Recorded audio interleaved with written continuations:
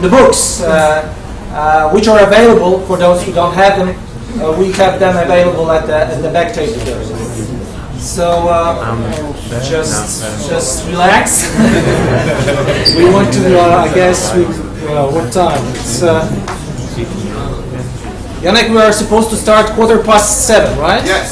So we have still 6 minutes to go. A few chairs in the back too. If they want to But the restaurant wants to keep them full. We can't help it. Or if they want to sit down.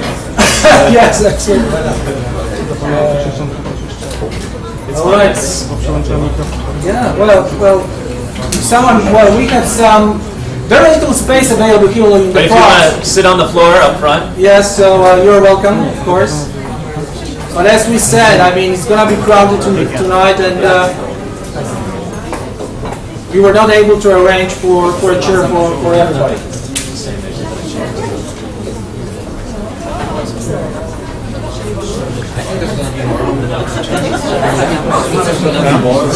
But this is it. There should be one more.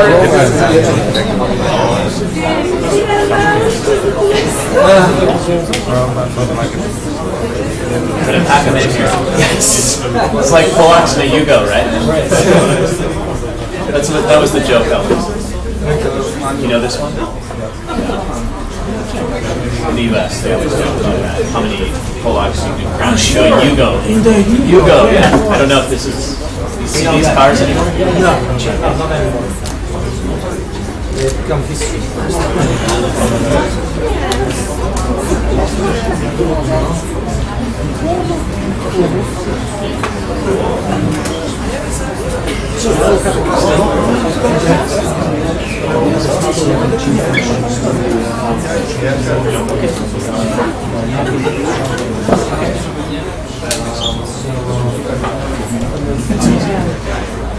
And we won't be able to translate.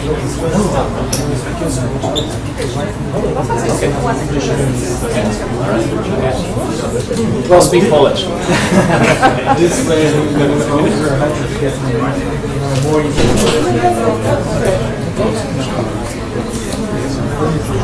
Unless you're going to translate it after, right? Because we are going to record the stuff. Okay. Just you're sitting in front of you. Hi. Me too. You know each other? Yeah, we met yesterday. I told you that I'm the main theory maker. Yes.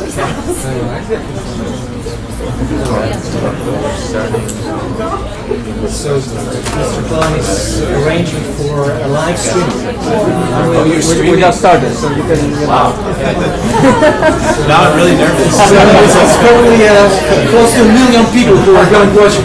They're watching the soccer game. It's over now. Oh, it's over. Okay. We managed to drew. Yeah, that's right. No, that's okay. I heard it was 1-1. So that's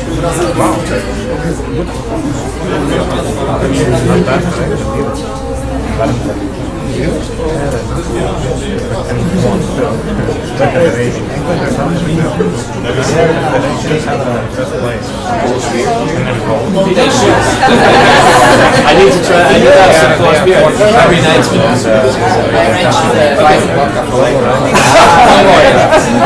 But still, it's my last night. I have to celebrate.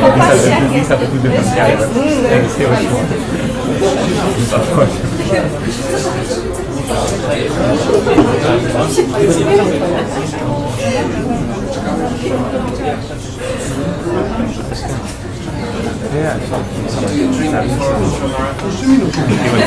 Before the race, usually after, but during training.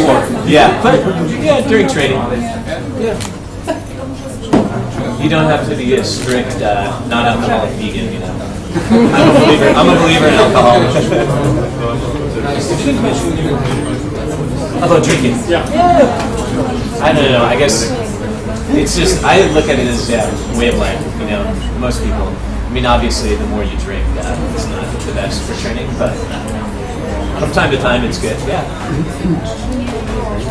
Okay, here we go. So, good evening, everyone, and a very warm welcome. My name is Maciej Kaseja, and I represent Centrum Biegowe Ergo. And our special guest tonight is, guess who? Scottem Jurkiem. So please again, give him a hand.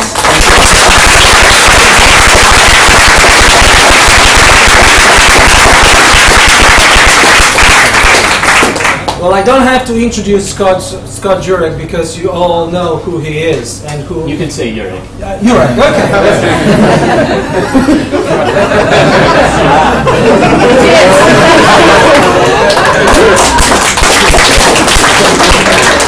But I want to make a very short introduction before I shoot with my first question. So I just want to quote some of the people who spoke highly about Jurek, okay? So Scott Jurek is an ultra marathon champion. They say a rock star in running community, who used to hate running as a child. Okay. Scott is an athlete who has taken his sport further and faster than any other has ever dared before. He is the top ultra runner in the US, maybe in the world, and arguably of all time. So this is a powerful statement. Another one. Yeah, I didn't write that one. Another one. Here it goes. He has won more, done more, knows more than any other runner alive on planet Earth.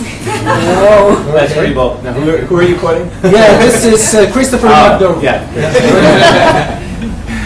Another one, and final. Non-arguably one of the greatest ultra runners of all time. Again, so a straight 7-time winner of the Western States 100-mile endurance run. Okay, and here I'll start with my first question. Scott, which of your various achievements do you regard as highest? It's a tough question. Everybody wants to know, like, what is my highest achievement? I would have to say the last, greatest race that I ran was in 2010, the 24-hour World Championships in Brie, France. And it was one of those races, it was the most difficult race I think I've ever done in my life, because when you run around a 2-kilometer loop for 24 hours, you find out things about yourself that you've never known before. And I probably haven't had to, dig deep and find that mental and physical and spiritual place like ever before. And I dedicated that race to my mother. I mentioned this in Eat and Run, how she was somebody who was an inspiration to me, and I ran for her and dedicated that race because she had passed away 2 months prior. So that race to me, I think, is one of the most special. I set the American record, which has been broken since, actually on Polish soil. All right. I don't know why you guys let him do that.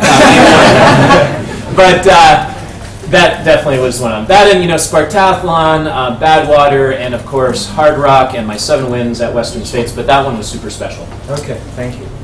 All right, for some of you, this might be important. Well, it was for me. Scott Jurek is 39, close to 39 years old, right? I'm an old man. He is an old man. I'm one of the old guys now, trying to keep up with the young guys. He's 75 kilograms, okay, and 189 centimeters height, and his BMI, body mass index, is 21. Wow. Is that correct? I haven't checked it yet. All right. But that allows us to refer to him and use him as a benchmark, at least for some of us, okay? So here's another question. How deep are your Polish roots? Okay, we know that, your grandfather hailed from Poland. Yes, right? Actually, 2 of my grandfathers. My father is 100% Polish. All right. Both my grandmother and grandfather on my father's side, they were born in the U.S. but just missed coming over on the boat from Poland. And my grandmother and grandfather spoke Polish all the time. Unfortunately, I only learned how to count for cards and some various other words, but I grew up with grandparents that were always, they had posters of course, Pope John Paul II, the Black Madonna. I grew up with Kapusta, and even chudnino, which my grandmother tried to convince me was chocolate soup. It was not chocolate soup. So they were always making sure that I was, proud of my heritage. In fact, my grandparents had bumper stickers, proud to be Polak, and this was something. And they were very hard workers. They grew up on farms. They struggled through the Great Depression, and they always taught me the value of hard work and to persevere. And I actually believe that's a big reason why I've succeeded in ultramarathons. I'm not genetically gifted like a lot of people think. I'm not the fastest runner out there, but I feel like those Polish roots have definitely made a difference. So. And despite all my, when I was young, I hated splitting wood and all that stuff, but my grandparents were always making me pick rocks, weed the garden, and split wood. But I think it made a big difference later in life on my career. And I'm actually very excited. Unfortunately, I'm going home tomorrow, but it's been a real pleasure to be here in Poland to celebrate. I don't know how the Polish people were able to get the book translated before anyone else, even the Japanese. So this is the first foreign translation, so I'm very excited to be here. And I actually made time. A lot of people are like, how are you going to fit that into your schedule? But I really wanted to be here because of my Polish roots and to dedicate it to my grandparents who taught me a lot about my Polish heritage. Okay, thank you. Long question, long answer. But. Okay, so now I will focus on running and the races and training and some other stuff. So I hope you will find it interesting. So another question goes: why are you running long distances? I think I'm still trying to figure out the answer on that one because this is something I try to answer in Eat and Run. It's something I've thought about. Initially, it was for the Dare. A friend of mine, Dusty, if you've read the book or heard about him, he was a wild guy who just on a whim told me over beers one night, you got to do this 50-mile race, and I did, 2 months later. But I think beyond the competition, beyond the challenge, I run long distances, I think, to become more in touch with my instincts, become more I guess, relying upon intuition, be more animal-like, because in modern society it's really easy to, I guess, be comfortable, and ultramarathoning and running long distances really strips things away, especially those of you who run a half marathon, or even a 10K know those times when you feel like, what am I doing out here? Why am I doing this to my body? I think I do it because for that specific reason of really putting myself in a situation where I have to survive. Granted, I'm not close to death or anything, but closer in survival than I think we a lot of times put ourselves in. So, and I love being in the mountains too. That's something that I grew up hunting and fishing in the woods, not running. In fact, my grandparents would probably think I'm crazy that I've done all this crazy running, but I really grew close to nature, being out in the woods, and I love being in the mountains. It's just, yeah, fantastic. Unfortunately, we didn't have mountains in Minnesota, but I now live close to them, so I really enjoy that. Okay. How many races do you take part in every year? On average, let's say. I do an average. The last year, of course, I've been busy, but in general, I would say probably 5 to 8 ultramarathons per year. There were some years that I did 10, 12 races a year. That was when I was young, and I've got to really pick my races now, so I have that energy left. And I've always tried to make sure, too, I don't get burnt out. But during the peak of my career, I was racing quite a bit. I used them as training. All right. Okay. Well... But as far as big races, basically 1 to 2 160-kilometer or longer. Mm-hmm. All right. Most of us are familiar with UTMB. Okay, and we know that you have participated to a few of them already. How would you compare Ultra Trail du Mont Blanc to, let's say, Hard Rock or Western States or any other races? Is Ultra Trail du Mont Blanc more difficult than the courses in the States? Similar? How would you compare them? In some ways, the UTMB is more difficult, but in other ways, like the Hard Rock 100 has the altitude and more climbing and descending, so we have races that are harder. We also have events that have the height, Yes. like UTMB, such as Western States, but I must say Ultra Trail Tour de Mont Blanc is a very special event because, I mean, you have people lining the streets everywhere. You go through villages. Most of our races in the U.S., you're out in the wilderness with the animals. I mean, there's nobody cheering you on, maybe at the aid stations, but so I guess the big difference is our races are more wild typically. Okay.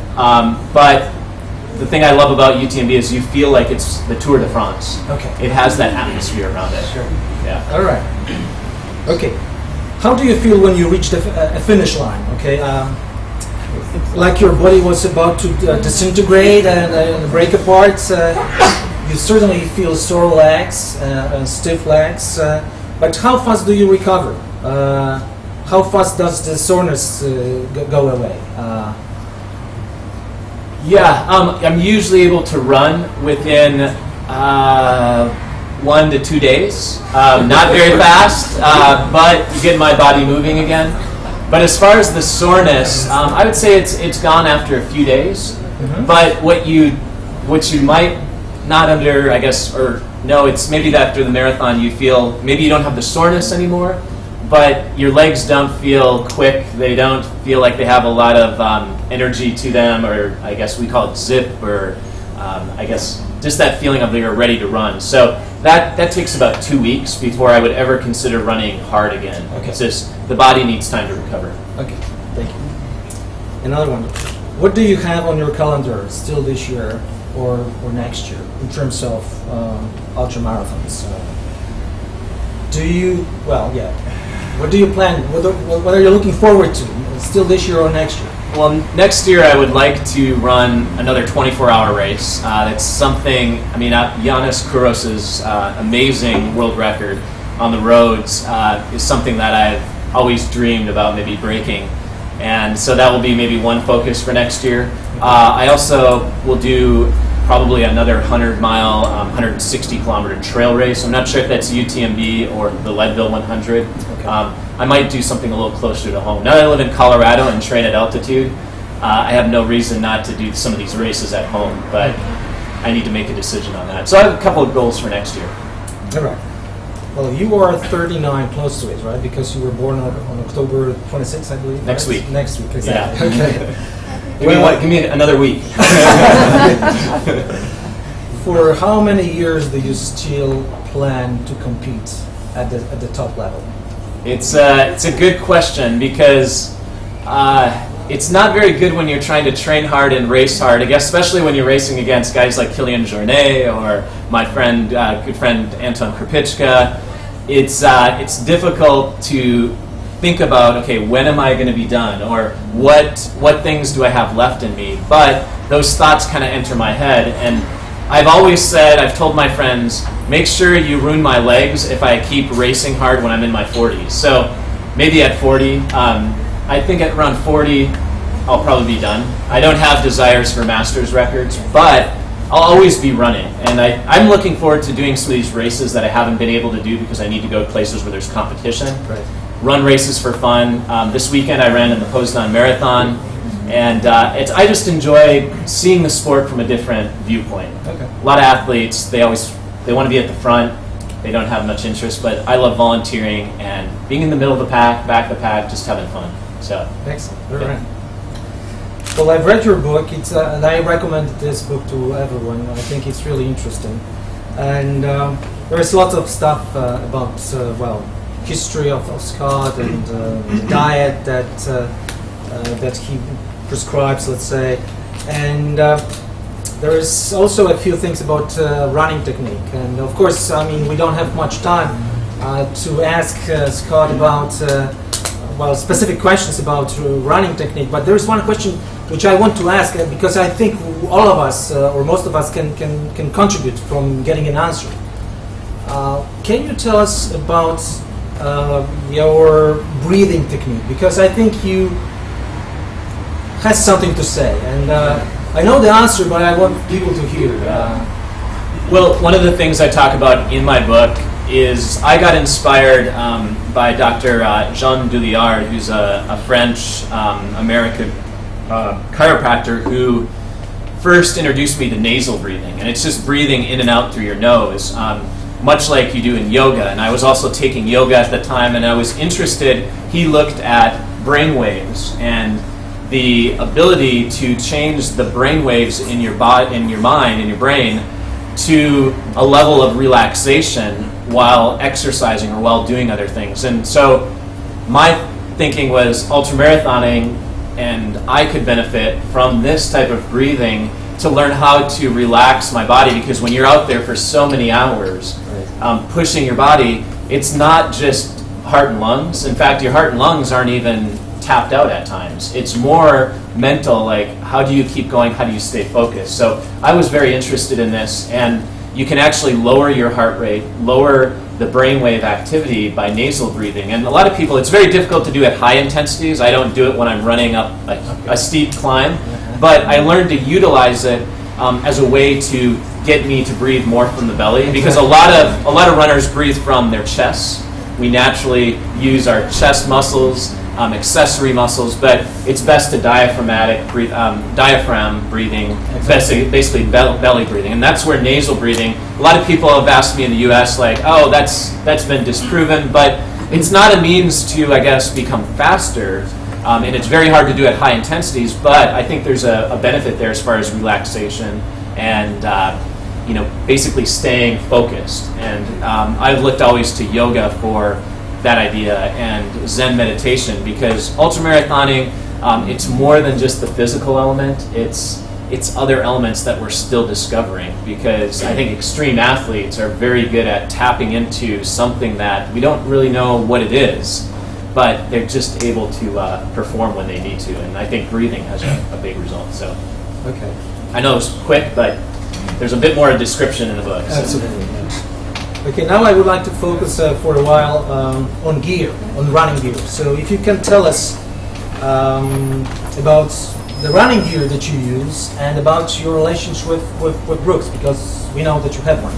Okay, they do? They do in Poland? I think they do. Well, I've been working with Brooks Sports, and a lot of people might be surprised, like, well, I thought he was in this book, Natural Born Runners. I thought he would be a barefoot runner after reading this book. A lot of people are surprised, but I've been working with Brooks Sports on designing the best trail shoes out there. In fact, the Cascadia, I first started in 2004. They brought me on as an athlete, not to just run races for them and get publicity. It was to build the best trail shoe because of my physiotherapy background and biomechanics. So I've been working with them now on the Pure project line, on the Pure Grit. And it's been a great relationship because I sit down with the designers, and a lot of athletes, say, "Oh, these are the best shoes."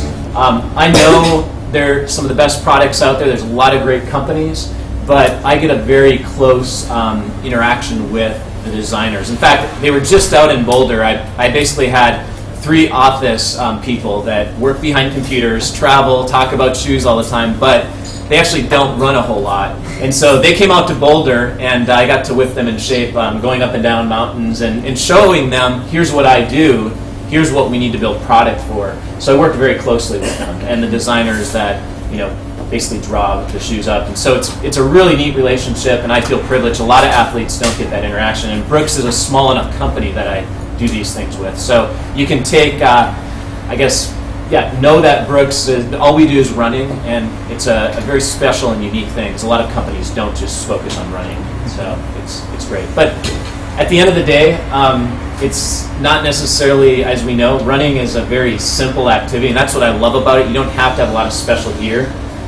People always, I should ask this because I know it's probably going to be a question, but what about barefoot running? Exactly, please. Yeah. So I use shoes because if you want to run your best times, you should wear some form of footwear. And I know a lot of people might wear sandals, or say 5 fingers, but that's a piece of footwear. And even the Taramarans, you can watch the video that comes up. There's a few of them circulating.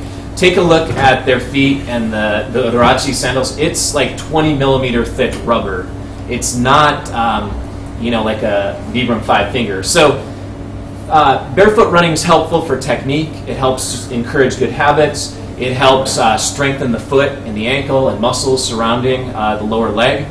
It can also make running fun. Some people, had never run before and read Born to Run and started running. So I think there's some great things with barefoot running, but if you run on mountainous trails like you see in these videos, you'll understand and try it yourself. If you do this barefoot, it looks awfully funny to watch somebody run down rocky terrain barefoot. So there's a reason we can learn a lot, and that's the neat thing with Brooks Sports. We and shoe companies now, they're being forced to redesign shoes and their way of thinking. So I think it's exciting times right now because there's a lot of discussion, whereas before we just wore the shoes that all the companies made, and now we have this book that kind of has shaken up the whole footwear world. So I'm very excited about it, and I encourage people to run however you want. Do some barefoot running for strengthening, or run barefoot all the time, or in minimal shoes.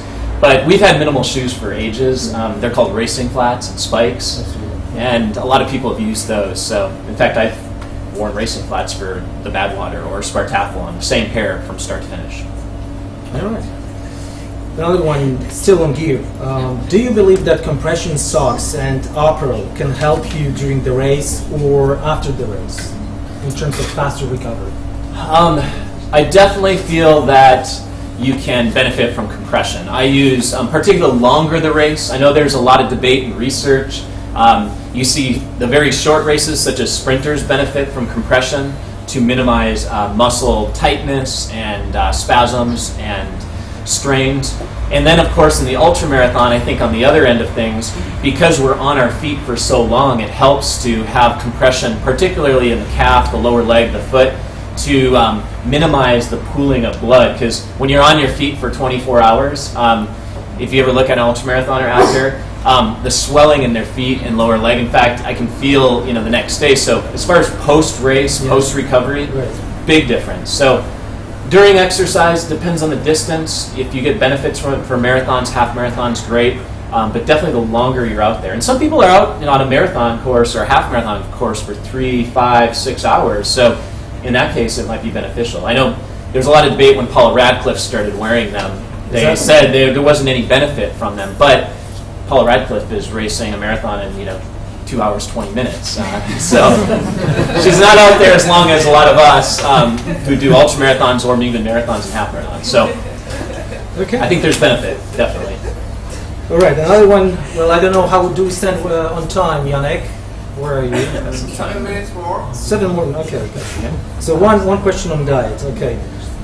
It is my understanding that your vegan diet, so plant-only based diet, plays an instrumental role in every aspect of your life. In fact, right?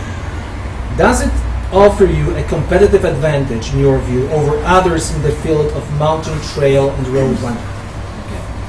Well, if we asked Killian and he was here, Killian eats anything and everything. Although he did grow up, he grew up in the mountainous region of Spain and he enjoys home-cooked meals. But I will say this, I'll be very honest, on race day, it makes probably no difference.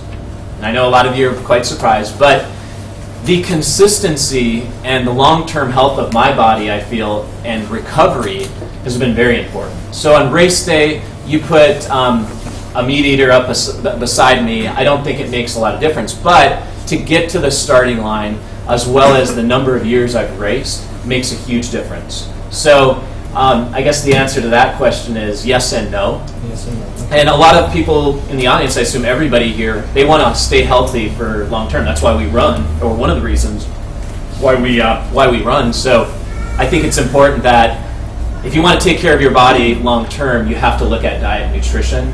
Maybe fully plant-based vegetarian diet isn't your thing, but what it's taught me is that I started eating more whole foods. I kept on track with a certain plan of basically ate the way my grandparents and great-grandparents and those of us who have come before, eating more whole foods. And I just happened to get it through plants, but I think the more you can incorporate more whole foods, less meat than what we consume, particularly in the U.S., we consume far too much animal products. I just don't think it's sustainable. So for an athlete, you don't need to eat as much meat as said. Somebody, in fact, one reporter told me it was 9 grams per kilogram in the Polish recommendation. I don't know if that's true, but it seems awfully high to me. Okay. I know you guys like your kielbasa, but seems Some awfully of us high. do, yes. Yeah. All right. So, what another one? Why did you decide to write a book, Eat and Run? What was your motivation? Well, people have been asking for years, Scott, when are you going to write a book? When are you going to write a book? So I guess one reason to not we kept asking this question year, but I really did want to write a book to continue to inspire people. Obviously, people can watch videos online, they can read stuff now on the internet, but an good old-fashioned book, I think, is very special, and I felt like, okay, it's time to do this. I've waited far too long, and then the question was, well, how do I combine two things that I love to do that I used to hate, such as running and eating vegetables? How do I do that? Because a lot of people wanted a cookbook first, so I tried to combine both, two things that changed my life and allowed me to explore my potential. So I combined both of them, and then I included some recipes. So it's, I think, a good combination to let people know what Scott Jurek is about, how can you benefit from, running and changing your diet. So this is going to be my last question, and then I will give, let's say, a chance to you. So here it comes. What has running taught you? You've been running, like 20 years or more, and what has running taught you, really? Have you learned any lessons which you want to share with us? And the I don't know. I could probably go on and on. Right. I've learned so much from running, and that's part of the reason I wrote the book, is to really reflect upon what did I learn, what did I teach myself, and I continue to learn. I think that's why I keep going back. A lot of people ask, Scott, why do you keep running these distances? And I ask that question a lot because, as we all know, it's not easy sometimes. There's a lot of discomfort, a lot of challenges, but I've learned, I guess to sum it up in one sentence, that when I have thought that I could go no further, when I thought I had nothing left, there still was something that I could give. And I think that's very true in life. You face challenges in life, and you need to, I guess, find that strength to get through. And I think that's what it's taught me in a nutshell, that just when I think I don't have anything left, there's still something more to give. And you can read about this, like my Badwater experience, which is described in Born to Run, and Eat and Run, and all these races. I've always thought I'm done, there's no way I can continue. And that's what ultramarathoning specifically, and running, has taught me, that the impossible is possible. My goodness. Okay. Yeah. Anyone? Okay, please. During the meeting on Monday in the bookstore, you have mentioned that you are looking for your energy beyond your mind and body, dig deeper. Could you develop these thoughts? I was thinking for 2 days about it, so I've been thinking about it for 18 years. I am very interested in this, and that's why, in my book, I describe things that aren't always about running. I reference spiritual seekers. I reference mountain climbers, alpinists, other sports, because I think the answer to, our questions of bigger questions such as life can be, I guess, discovered through experiences such as an ultramarathon, where you have to go beyond the body and the mind. And it's hard to describe that until somebody gets out there and does it. In ultramarathoning and running, we're not on the verge of life and death. I hang out with some of these crazy climbers that free solo, like Alex Honnold and Dean Potter, who does slack lines thousands of feet above the ground, and they have no choice. They do or die. With running, it's almost like it's even harder, because we can stop most times, unless you have Dusty hollering at you, telling you to continue. But we have an option to stop, and I think it's very unique, because we have to decide to tap into something beyond the body and mind, and it's I think part of the magic of ultra running. why run? All right. Does this satisfy you? I think I have to.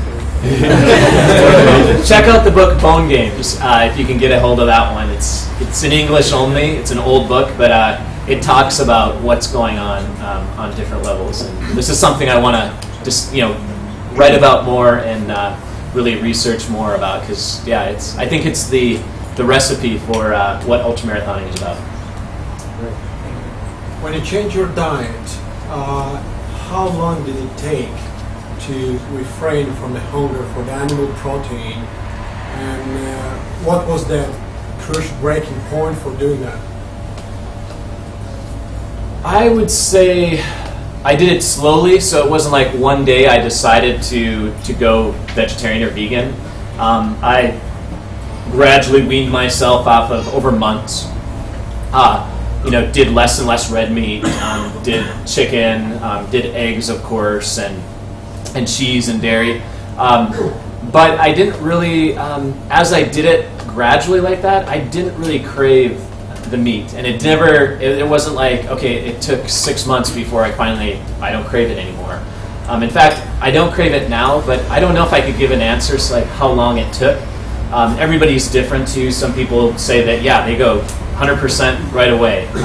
I think it's a lot like when people quit smoking, or some people do it right away, other people it takes a little bit longer. For me, I wanted to learn, okay, what am I going to eat? Because keep in mind, I was a hunting and fishing boy from Minnesota, and this whole idea of going vegetarian was completely foreign to me. So I had to read up on it, and when you are in Minnesota, it's probably even worse than Poland as far as finding vegetarian food.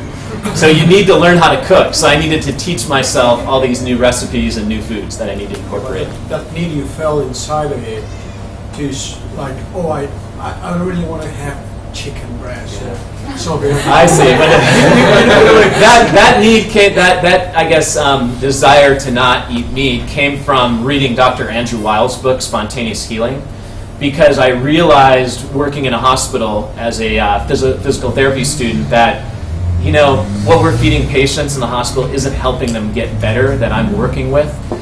Seeing my mother with multiple sclerosis for years and years, chronic disease I guess kind of scared me or woke me up, and I needed to change my. And Dr. Andrew Weil's book said these cultures that have more plants, more vegetables, more fruits in them typically live longer, live healthier lives. So I think that was kind of my wake-up call. Because there is a great discussion nowadays saying that, just one last question. Please.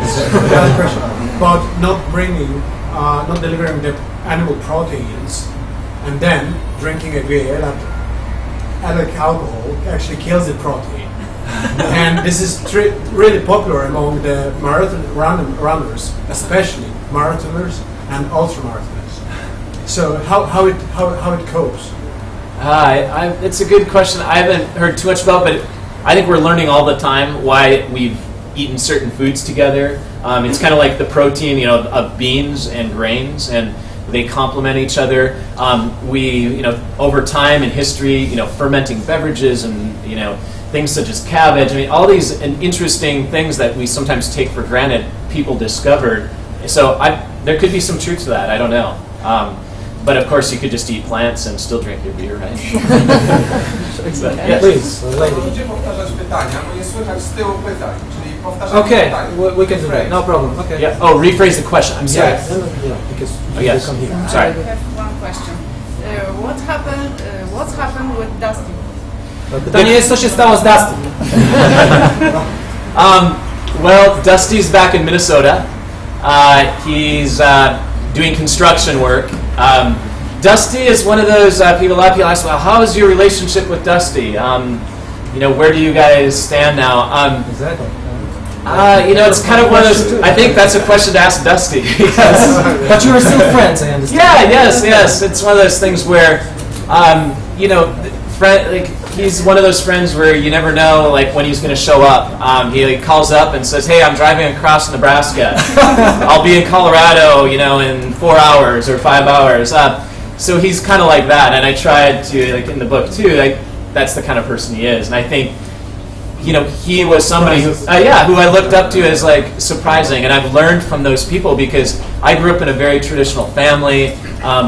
You know, my parents probably wouldn't have thought Dusty was somebody I should hang out with, or like this long-haired hippie Dan, very interesting character. But I learned a lot from these people, and I mention a lot of them in the book because they really inspired me and they influenced me a lot. And Dusty was one of those individuals. So, yeah, he's alive and well. He's got Lyme disease right now, so he's figuring that out due to tick. I don't know if you have this. It's from a tick. It's a disease that's transferred. So he's sorting that out, unfortunately. But I'm slowly getting back to running, from what I hear. So, yeah. Yes, please. Scott, we more or less all know what you are running for. Is there anything, or were there anything in the past what you were running away from? Okay. Pytanie jest, czy Scott wie, od czego ucieka. No. Wiadomo, dlaczego biegnie, tak, ale od czego ucieka może, to jest tak sprawa postawiona. I think people like to describe what I was doing as running away from things. Okay. It's a very common, people who don't understand the sport, writers who've written about me, maybe even family members or friends, like they think, oh, they're running away from something. But I always like to say I was running towards something. I didn't know what it was, but I was running towards self-discovery, finding out about what makes me tick as a human being, what challenges I can face, how I can get through things. So I never really felt like I was running away. Running, though, was a way to take a break from, and I think everybody here in this room can relate to this. It's nice sometimes to just go out either on the roads, the trails, forget about all the problems, and not run away from them, but take a break from them and step back. So I think running is a great way to I guess, give ourselves a break. And for me, that definitely was the case. I definitely took breaks from things, and it was a chance for me to process, but also not forget, but don't be dwelling on things such as my mother's condition or problems that I was having in my life. Who's next? Ken, please. What is the training regimen for ultramarathon running? How many miles, kilometers a week are you running? And what kind of runs do you do? Tempo runs, long? What's the sort of structure? Pytanie jest o trening. Jak trenuje Scott? Jak często, jak długo? Tak. Well, surprisingly, I don't run 50 kilometers, 70 kilometers a day. Everybody assumes that in order to do these crazy distances, you must run all the time. But that's not the case. I maybe max out at 200 kilometers per week. It's a lot like marathon training. I still do tempo work. Or marathon training, okay. I was Marathon training, I like to say with a plus. So, or with maybe an asterisk by it, but it's, what I do that's different from marathon training is to do back-to-backs, big long runs in the mountains. 50 kilometers one day, the next day another 50 kilometers. And this simulates what I'm going to do at mile 70 or 80, 90, 120 kilometers into the race, because when I wake up the next day on Sunday, it simulates what my muscles are going to feel. So I feel that's a key difference. But I still do tempo runs. I do specific training for mountain races where I'll do 4-mile repeats up a mountain, running at lactate threshold, then turn around. I mentioned the Mount Si repeats in my book. Turn around, go down, practice running downhill on tired legs, and just really getting used to that fatigue. But then there are days where I run an hour. I run, like I've done here the last couple days in Warsaw, just run easy. So it's not unusual. Sometimes I do 2-a-days, evening run and a morning run, but it just depends. Now, of course, I get in the gym. I do strength training 2-3 times a week, which I feel is beneficial, yoga, core conditioning, so some other things. There are a lot of ultramarathoners who are, how do I say, minimal purists, where they don't do any gym work. I have always felt like it's good to balance things out. And I think that's why, what's that? Are you your own coach? I am my own coach. A lot of people assume Scott Jurek has this team of like a nutritionist, a trainer. I wish I could afford these people, but at the same time, I've had to coach myself, and I think I've become very knowledgeable. It helps to have somebody to bounce ideas off of, but I always read a bunch. There were no coaches for ultramarathoning. You just had to look at history and how the great runners of the sport trained. So there was no magical formula. So I made mistakes. I tried to drink olive oil on a training run. Don't do that. Not a good idea. I've tried different things for nutrition, hydration, and training, and found things that work for me. So I think it's some experimentation. Everybody's different here. I have friends who run 100-mile, 160-kilometer races on 30 miles a week, 50 kilometers a week. They have very busy jobs, busy families. They don't win races, but they finish the race. So I think that there's another reason that ultramarathoning is more than just physically training. You just have to know you can do it and believe that you can do it. Do you plan it in advance, or you just get up in the morning and say, well, let's go for a 50-minute run? Yeah. Or? Depends. Sometimes I plan things out. I have a schedule like everybody else where I have to work or have commitments.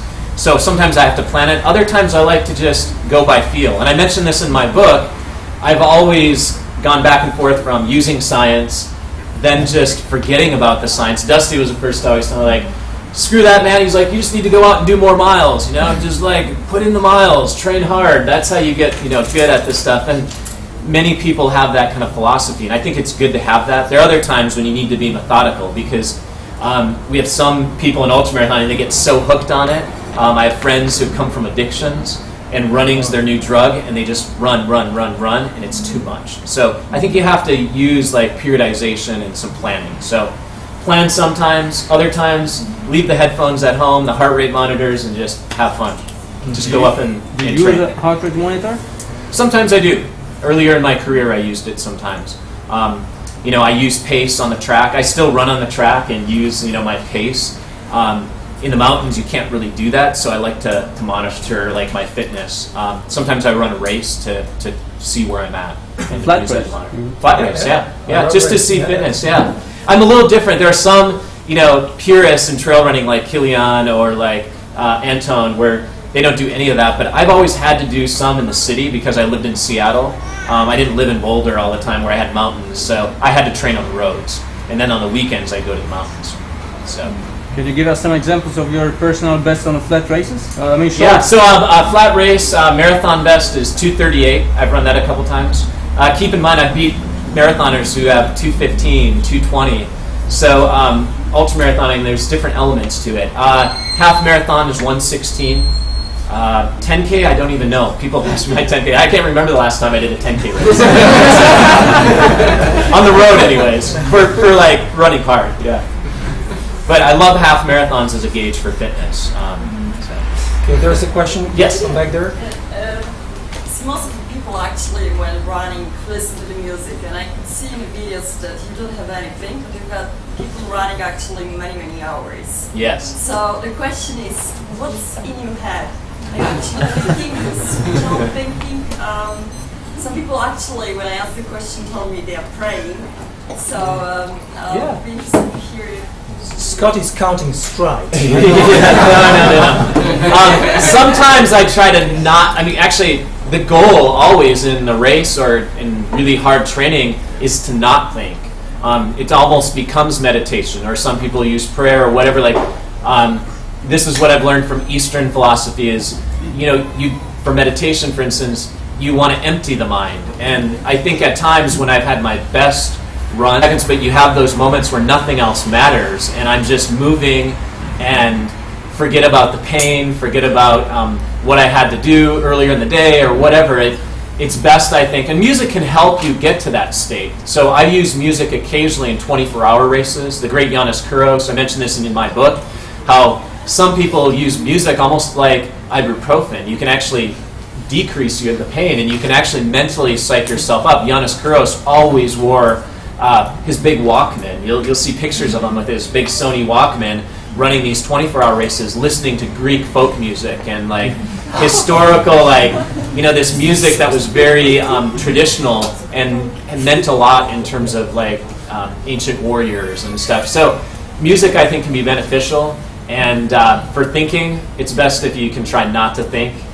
So sometimes I, use the music in the road races or 24-hour races, but in the mountains, I love just to, empty my mind and just be, places like that, running and just forgetting about it. And that can happen in the city too. You don't have to be in the mountains to have that. Yes? I just wanted to ask about the race in the Copper Canyon. Because has anything changed? Highlight of the trip, because I got to hike, run behind these Taramarans who, hardly ever see Westerners. They speak their foreign language. We didn't really, we weren't able to converse, but I was able to hike behind them, watch how they move. When they would, we'd get to a spot and Caballo would want to group up. Basically, they all sat on rocks right away on the ground. They were not standing, wasting energy, because for them, calories burned means you have to fuel your body. You have to find food. So they're very efficient. They're also very efficient too. They understand, hey, if there's a car waiting for you, which there was 5 kilometers at the end of the hike, they're going to jump in it. They were in the back of a pickup truck, ready to go into town, and I was like, whoa, these are my heroes. They're legendary runners, and they are taking a pickup ride 5 kilometers into town. So what I take from that is that they're a lot like us. They obviously value running, but they're not superhuman. So Chris McDougall would probably be upset at me because he calls the Taramarans superhuman. I think they're more human than what we realize. The other part of the question of, do I stay in contact with them? I'm actually, if everything goes well, I'm actually going down to the Copper Canyon in 3 weeks for the Caballo Blanco memorial. They're having a celebration, celebrating his life, and they're erecting this big statue in town. I won't be able to go to the race this year, but the race is going to be held. There's a new race director. If you want to go to the Copper Canyon and run, it's an amazing experience. In fact, once you get there, I know it's an expensive plane ticket, but once you get there, it's not cheap at all. It's a very amazing place to travel. It's happening the beginning of March, so you can look at that. There's also a foundation, the caballoblanco.org website. You can go and get information. So we're making sure that money is raised to continue the races, and corn prizes are being given out. So Caballo Blanco is not going to be forgotten. Those of you who don't know, he did pass away this past April. So he's going to continue to influence a lot of people. His race is going to live on, the Taramarans. So I'm excited to see our Nufo, see all these Taramarans. They're going to come from all over the Copper Canyon to celebrate his life. So if everything goes well, I hopefully will be able to make it down there. And I was down there the year after the book was written, or the book speaks of the 2006 race, and I went down in 2007, but it's been 5 years since I've been down there. So I'm looking forward to it. Because if you watch the video on YouTube, which is all translated, Caballo is speaking there about 4 months before he passed away.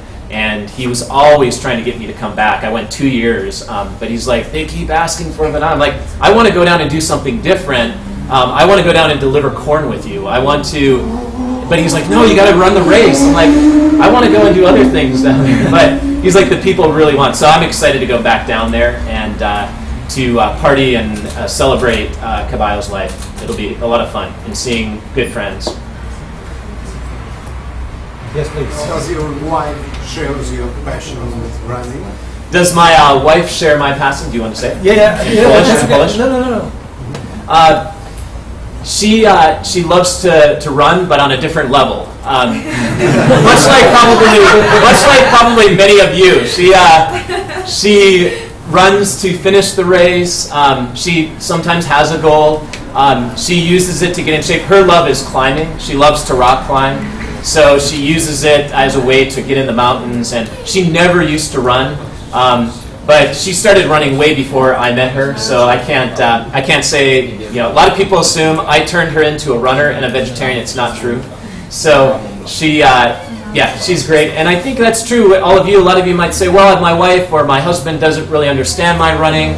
I think what's important, they don't have to be runners, but if they get why you do it and why it's important to you, and you support them in whatever their passion is, I think that's the most important thing. So a lot of people say, well, Scott, it's easy for you because you have a wife who runs too, so she must get. But I think what's just important is they understand why you do this, why it makes you healthier, and they might have some other passion. But yeah, she gets it. She gets why I do these crazy things. In fact, she wants me to race more. She's like, I want to see you win more. I want to see you win again.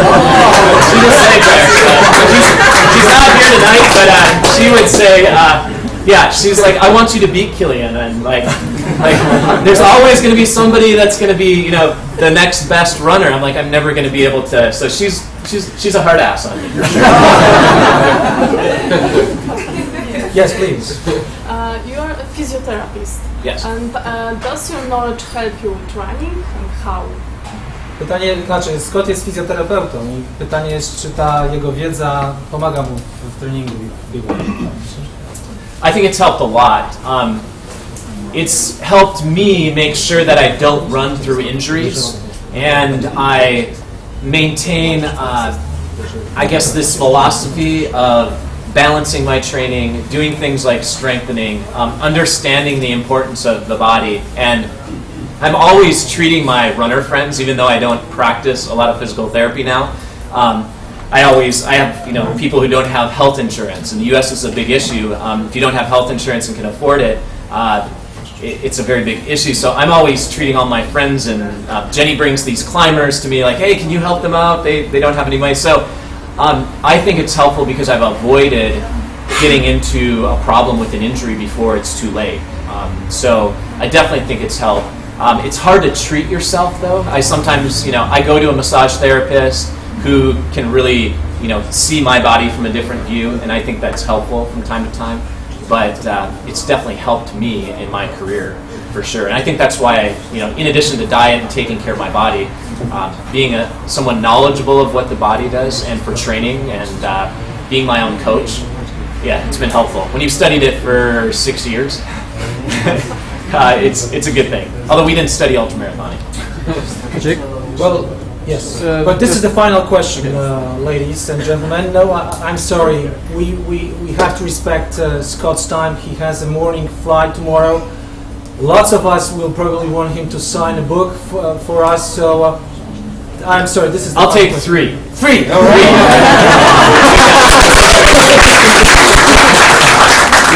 Hold on. So you are the second. Yeah. I'm the first. No, you had your chance. I would love to, yeah, somebody who hasn't asked one yet, too. I would love to stay longer, too. I just know some people need to go do something else, or they want their book signed, too. So I could stay all night, but I know some people want their book signed since I won't be in Poland for who knows when. Hopefully I'll come back and run in the Tatra Mountains, but I know some people want to move on to their next thing. Celebrate the, not the victory, but the tie, the draw. Yeah, exactly. Okay, so who's first? You switched to your vegan diet before winning the first race, or during your professional career? Okay. Yeah. Pytanie jest, kiedy Scott przestawił się na wegańską dietę? Czy przed tym, zanim zaczął wygrywać, czy już w trakcie swoich sukcesów? So I was already ultramarathon racing for 5 years before I switched. One of the biggest races, my first 100-mile race was at least a year, over a year before I switched to a full vegan diet. So I guess the answer to that is that I had, you could say, some success, but the biggest race of my career was my first Western States, and I decided to go vegan literally, it was basically 6 months before the race. So trust me, it was I was nervous even 2 weeks before the race, the week before the race. Maybe I should have eaten more salmon. And doubting, like, maybe I should have done things differently. So I was a bit worried, and once I got over those worries and realized, okay, I can do this, it was just a mental thing I had to get over. And I think that's very true. A lot of people are like, oh, you need meat to be strong, you need meat. But there are bodybuilders, we have American baseball, football players who are vegan now, and doing it and performing well, even in power sports. So it's not us skinny runners. So I think it's very true. It's just something we're not used to, and for me, I even had to like adjust my mental outlook. Yes, please. Yes. No. Chodzą plotki, że jest propozycja, żeby jakieś duże ściganie po górach w przyszłym roku. Skąd wziął udział? W Polsce, tak? Well, Yes, no, and maybe.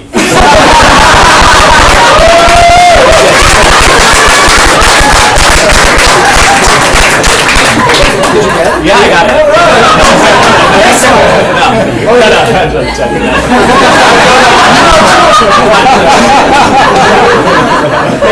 it exactly. The gossip has it that you are going to race in Poland next year. This is true. Yes, maybe. It's in the mountains. It's of course. Gossip, but what I really want to do, I was hoping this trip I could run in the Tatra Mountains. Just run. I didn't necessarily want to race. This is what everybody wants Scott Jurek to race, but sometimes I just love to run from point A to point B, see a mountain range. And what I was hoping to come a few weeks earlier, but even then the snow conditions weren't great, so we decided to have me come a little later. So next year I want to come and just run in the mountains, in the Tatra Mountains, and just experience. It's been one of the places I've wanted to visit and never have. Now 2 trips to Poland. So the 3rd trip, I need to get to the mountains. Okay, good. All right. Yeah. Ipanta. I just want to thank you for this book, which I found a few weeks ago, and I need to apologize. I never heard about Scottem Jurkiem before. That happens, huh? That happens, yeah. But the title, took my focus on the shelf in a bookstore. So my question is more about the diet. It's something it turned out that it felt in the right time in my hand, because I turned to vegetarian diet as well, and started to run, and I analyzed it and see the same result you described in the book. I mean the health of my body and reaction to running long distances. And my question is, maybe you said that you are going to finish, this ultramarathon round races. So maybe we should expect, some kind of a cooking TV show. Well, the question. The question. Well, the question. Does he intend to write a cooking book? No. In Polish. Polish. No, I think they heard it. Do you hear it? You hear it? Everybody hear it? Yeah. So the question, what will I do next? I have some desires to write another book. I have desires. Actually, what I really want to do next, besides possibly, who knows, maybe there's a cooking show. Maybe there's some type of television show. But what I hope to do is I really want to put my energy into, I've been doing nonprofit work throughout my career, whether it's the Taramarans or I've done work in Africa and the U.S. volunteering with groups. But I'm very interested in being involved in childhood obesity and adult obesity in the U.S. and getting people moving and eating better. Maybe it's not vegetarian, but just bringing more awareness. So that's kind of like Scott Jurek's maybe next goal, like big picture goal, because you can only win so many races for me. So whether, Jamie Oliver is one of these individuals that inspired me, but to maybe make, because exercise and running for me wasn't something I necessarily wanted to do unless I was playing soccer or football or something like this. So how do you get young people and families exercising and taking care of their body? So I think that's kind of like the next thing. But I'll always be running and doing some races for fun. So you won't see the last of me. Maybe I'll come over to Poland and race just for fun, although I know everybody will want me to win on Polish soil. But it's been, exactly. But it's really been great being in Poland, and I want to thank all of you and all the Polish people that I've met and not met on this trip, just how supportive. I think I have more fans in Poland, or you guys come like third around the world on Facebook. It's kind of funny. Sometimes I look at that because I'm wondering, like, where do all these people come from? But Poland is way up there, so I feel very honored and privileged to have great fans here in Poland, and it's been a lot of fun spending time with you, running with you, sharing stories, and make sure that you pass on running to other people, and you know, pass on the gift of running and eating well, taking care of your body. I think it's great. And hopefully the next time I come back to Poland, we'll see twice as many women running. I know we've got a lot of lots of things are happening in the U.S., and I think that'll happen here in Poland too. We're already seeing it grow, so keep having fun with the running. So this ends part 1 of this meeting, okay? Now I will switch to Polish, it's going to be easier and quicker. Scott teraz będzie, że tak powiem, rozdawał podpisy tym, którzy chcą oczywiście, żeby nie było zamieszania. Zaczynamy od pierwszego rzędu, później drugi, trzeci, czwarty i tak dalej. Proszę, nawet tylko niech pierwszy rząd wstanie, resztę sobie spokojnie czekają, bo będzie taki kocioł, że... Scott siada tam w rogu.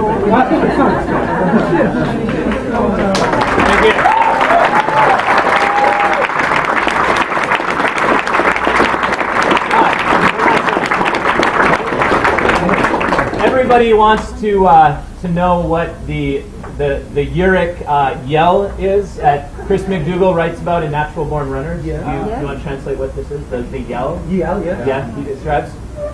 So as a send-off for Poland here, and also to, I have a friend of mine who's a climber, and one of the things that he always does when he has a group together is to celebrate all of the people who are alive and well as remember somebody like Caballo Blanco. So rather than have a moment of silence, we're going to have a moment of cheer.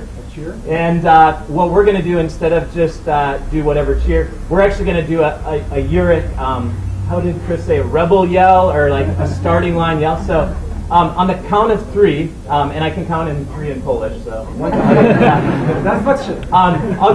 I'll give you a demonstration, and then I want all of you to do it when I count. But I'm going to give you a demonstration of how it is. Sorry, hopefully the owner doesn't get mad. But here's how it goes, because it's very hard to write it in words. I have a lot of reporters ask. So it goes. On the count of 3, you're all going to do it, okay? Okay. 1, 2, 3.